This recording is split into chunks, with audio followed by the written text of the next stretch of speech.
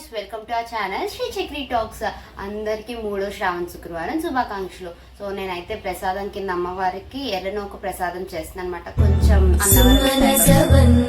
సుందరి మాధవి చంద్ర సహోదరి హేమమయీ ముని గణవందిత మోక్ష ప్రదాయిని మంజుళ వాసిని వేదనుతే పంకజవాసిని దేవ సుపూజిత సద్గుణ వర్షిణి శాంతియుతే జయ జయ హే మధుసూదన కామిని ఆది లక్ష్మి జయ పాలయ